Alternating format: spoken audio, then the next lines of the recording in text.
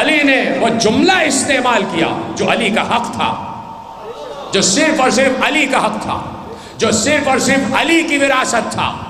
باپ بیٹے کی وراثت ہوتی ہے، باپ جو ورثہ چھوڑ کر جاتا ہے اس کا وارث ہوتا ہے بیٹا، جیسے چاہے استعمال کرے۔ علی نے جو خطبہ توحید کا آغاز کیا ہے، جو نہج البلاغہ میں اپنی ترتیب کے اعتبار سے جو پہلا خطبہ ہے، وہ علی نے ایک لفظ سے آغاز کیا، الحمدللہ الذی لا یبلغ مدحتہ القائلون۔ وہاں سے علی نے خطبے کا آغاز کیا، الحمدللہ الذی، الحمدللہ الذی، الحمدللہ الذی۔ میں نے کہا نا کہ بیٹے کے پاس باپ کی وراثت ہوتی ہے، یہ جملہ علی کو باپ سے وراثت میں ملا تھا، اس لیے کہ علی کے باپ ابو طالب نے جب خطبہ نکاح رسول پڑھا تھا تو یہیں سے آغاز کیا تھا، الحمدللہ الذی، الحمدللہ الذی جعلنا من ذریۃ ابراہیم۔ یہاں سے ابو طالب کے خطبے کا آغاز ہوا اور وہیں سے علی نے خطبے کا آغاز کیا، الحمدللہ الذی لا یبلغ مدحتہ القائلون ولا یحصی نعماءہ العادون ولا یودی حقہ المجتہدون الذی لا یدرکہ بعد الامم ولا ینالہ غوث الفتن الذی لیس لصفتہ حد محدود ولا نعت موجود ولا حد محدود ولا اجل ممدود۔ نشر الریاح برحمتہ وفطر الخلائق بقدرتہ وودد بالصخور میدان ارضہ اول الدین المعرفتہ۔ یہی میرے موضوع میں آ رہا ہے، تو میں نے خطبہ آپ کے سامنے چاہا کہ آغاز کر دوں کہ جہاں علی نے بتایا کہ اول الدین معرفتہ، دین کی ابتدا اللہ کی معرفت ہے۔ علی کے خطبے کو ضائع نہ کرنا میرے عزیزوں، یہ داد تمہاری علی کی طرف جائے گی۔ خطبے کا ترجمہ آپ اچھی طریقے سے جانتے ہیں، الحمدللہ الذی لا یبلغ مدحتہ القائلون۔ حمد ہے اس خدا کی، اس ذات واحد کی، اس اللہ کی کہ یہ کالا کالا کرنے والے اس کی حمد کر ہی نہیں سکتے، اس کی حمد بیان ہی نہیں کر سکتے۔ انسان کا وہم و گمان اس کی حقیقت کو نہیں پا سکتا۔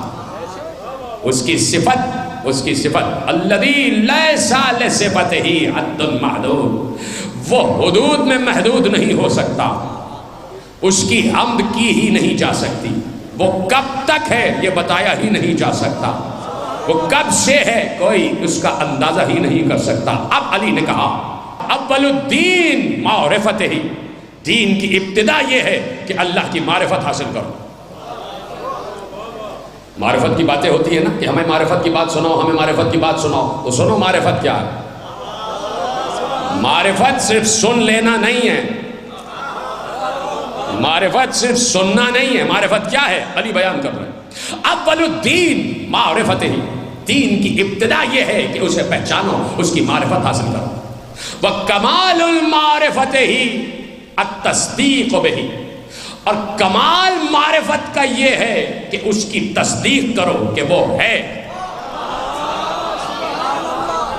التصدیق بہ، کمال معرفت ہی التصدیق بہ، کمال معرفت یہ ہے کہ اس کی تصدیق کی جائے۔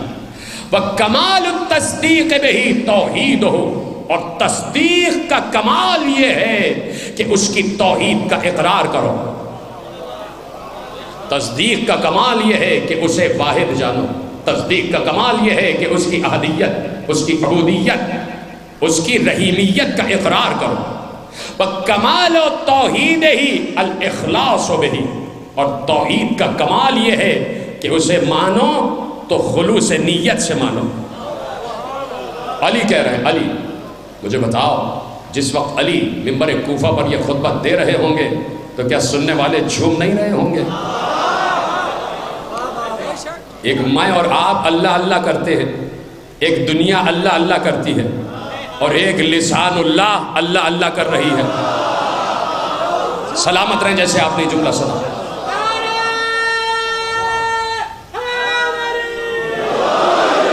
کمال التوحید ہی الاخلاص بہ، توحید کا کمال یہ ہے کہ اس کو مانو تو خلوص نیت کے ساتھ مانو۔ وکمال الاخلاص بہ نفی الصفات عنہ، اور اخلاص کا کمال یہ ہے کہ اس سے صفات کی نفی کی جائے۔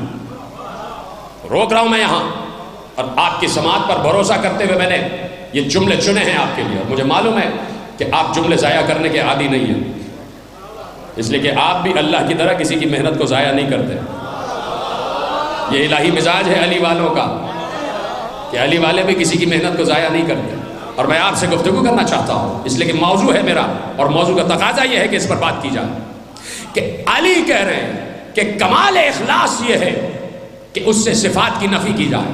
بزرگ مجھ سے بہتر جانتے ہیں، نوجوانوں کے لیے عرض کرتا ہوں، صفات کی نفی یعنی اس سے ہر عیب والے صفات کو دور رکھا جائے، اس سے ہر نقص کو پاک رکھا جائے. تصور بھی نہ کیا جائے کہ وہ کہیں حرکت کر سکتا ہے، وہ کہیں سکون کر سکتا ہے.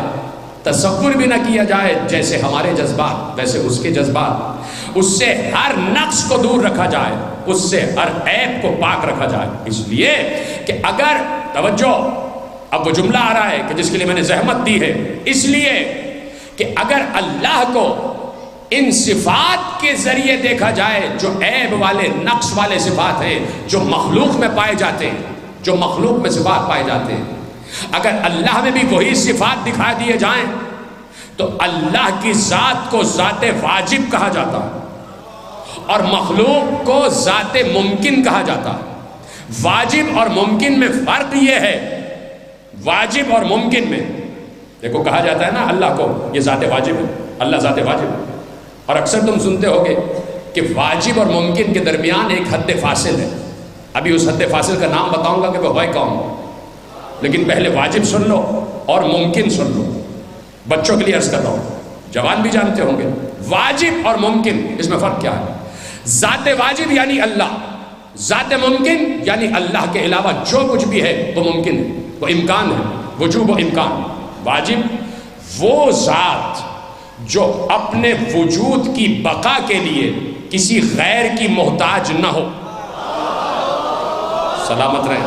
بڑا مشکل جملہ تھا جو آپ نے سمجھا ہے، میں شکر گزار ہوں آپ کا. مشکل جملہ تھا جو نوجوانوں نے سمجھا ہے، خدا آپ کی معرفت میں اور آپ کی عقل میں اضافہ فرما.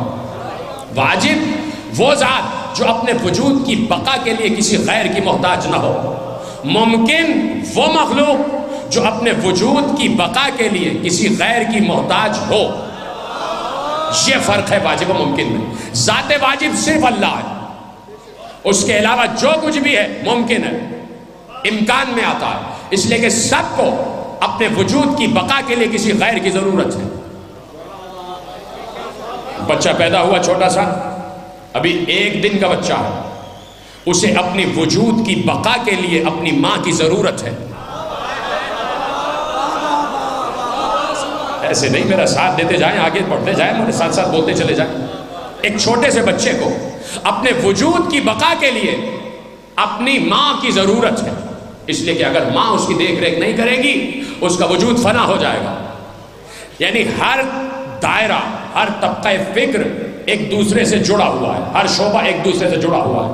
ایک بچے کے وجود کی بقا کی ضامن اس کی ماں ہے، اور ایک زوجہ کے وجود کی بقا کا ضامن اس کا شوہر ہے. اسی طرح آگے بڑھتے چلے جائیں. ایسے ہی حیوانات ہیں، حیوانات میں بھی اگر کوئی بچہ دن میں پیدا ہو گیا ہے تو وہ بھی اپنے ماں باپ کے کا محتاج ہے اپنے وجود کی بقا کے لیے. توجہ ہے نا. اب یہ دائرہ آگے بڑھتا ہے، جیسے جیسے دائرہ آگے بڑھتا ہے ویسے ویسے رتبہ آگے بڑھتا ہے.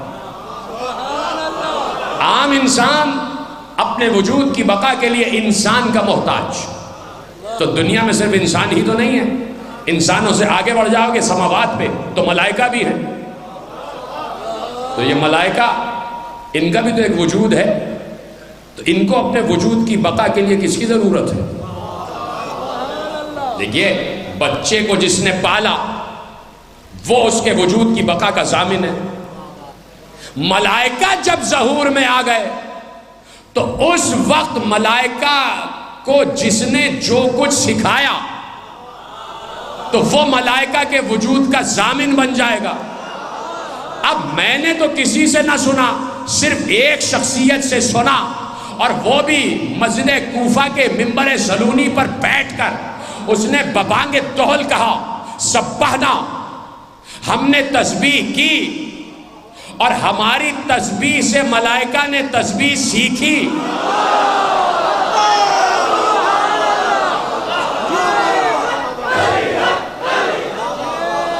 سبحنا فسبحت الملائکۃ بتسبیحنا، ہم نے تسبیح کی تو ملائکہ کو معلوم ہوا تسبیح کیا ہوتی ہے. تو ملائکہ کے وجود کی بقا کا ضامن علی. یہ امکان کی حدیں آگے بڑھ رہی ہیں. اب امکان کی حدیں آگے بڑھ رہی ہیں. ملائکہ کو تسبیح سکھائی محمد علی نے، تو ملائکہ کا وجود منسلک ہے محمد علی سے. ملائکہ کا وجود محمد علی سے منسلک ہے، یعنی جو جس کو پالتا ہے وہ اس کے وجود کی بقا کا ضامن بن جاتا ہے.